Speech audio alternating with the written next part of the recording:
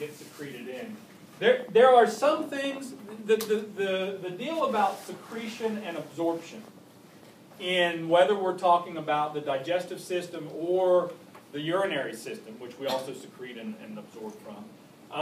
A lot of times there's going to be things that are always secreted and always absorbed, and there are going to be some things that are secreted some of the time, and some things that are going to be reabsorbed some of the time, right? Because it depends on whether I got too much of this or too little of that. So some of this, what gets secreted and what gets absorbed, depends upon what state the body is in. But there are some things that are always secreted and reabsorbed. We always secrete digestive enzymes. Always. Because if you didn't secrete digestive enzymes, guess what you ain't going to do? Digestion. And if you don't do digestion, you're not going to do absorption. If you don't do absorption, you don't have any nutrients.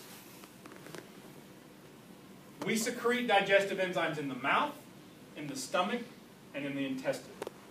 And actually, I want to be even more specific here, and I'm not sure why they didn't. The small intestine. So let me think about these digestive enzymes. In the mouth, we'll probably see this again in a minute. Amylase. Amylase is a digestive enzyme that breaks down amylose. Amylose is the most common form of starch.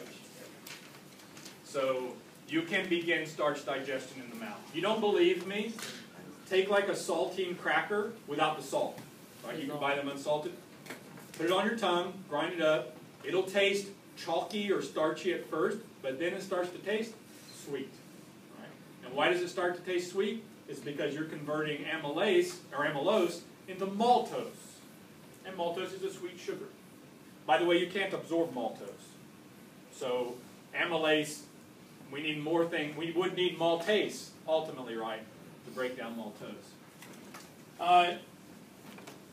That's the predominant one. I'm going to put here a little bit, not much, but a little bit, of lipase also. Lipase digests what? Lipids. But not going to be very effective in the mouth because we don't have any bile in the mouth, right? Which is also needed for fat digestion, or for efficient fat digestion. In the stomach, the predominant digestive enzyme that you produce in the stomach is something called pepsin. Now, pepsin digests protein, but it takes a big polypeptide and breaks it down into small polypeptides. So it doesn't produce, and we'll talk more about it in a minute, it doesn't produce single amino acids. So because it doesn't release single amino acids, again, the products of pepsin digestion, you can't absorb. So you need other things to help it as well. Right? And I'm also going to put here, because there is a little bit, but not much, gastric lipase. Not much. But again, there's no bile in the stomach, and lipase is not acid stable. What I mean by that is that under really acidic conditions, lipase breaks down. So it's not going to be that effective in the stomach anyhow. Right? Maybe a little bit, but not very much. But the small intestine,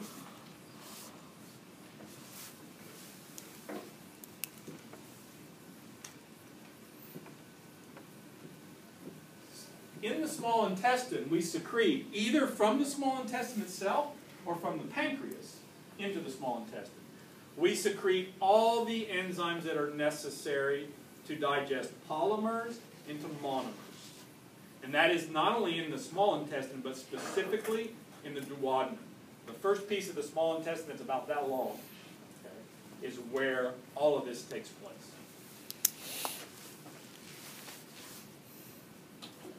So is that okay? So these are going to be necessary for the chemistry. So a little bit of digestion in the mouth, but not much. Right? A little bit of digestion in the stomach, but not much. No absorption of nutrients in the mouth. No absorption of nutrients in the stomach. Why? Because these enzymes don't give us monomers. They don't give us things small enough to absorb. But by the time we get in the small intestine, in the duodenum, we secrete all the enzymes that are necessary to do this. Okay, so every complex biomolecule can be reduced to its monomer, a small enough unit that we can absorb it in the jejunum and the ileum. What else do you secrete? Well, we just mentioned a whole bunch of mucus. So there are mucus cells, goblet cells, or whatever, that secrete mucus. And that mucus is there to actually protect the lining of the digestive tract. And we constantly produce mucus to do that. Serous cells produce, serous secretions are watery, right? So water, basically they're secreting water, okay? And that's in salivary glands there.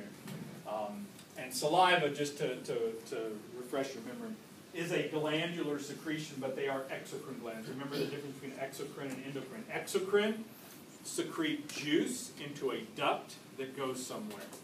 So the pancreas has an exocrine function, right? Pancreatic juice. The stomach has an exocrine function, gastric juice. Hormones, on the other hand, don't get secreted into the digestive system, so they're not on here, right? What do hormones get secreted and they get absorbed into what?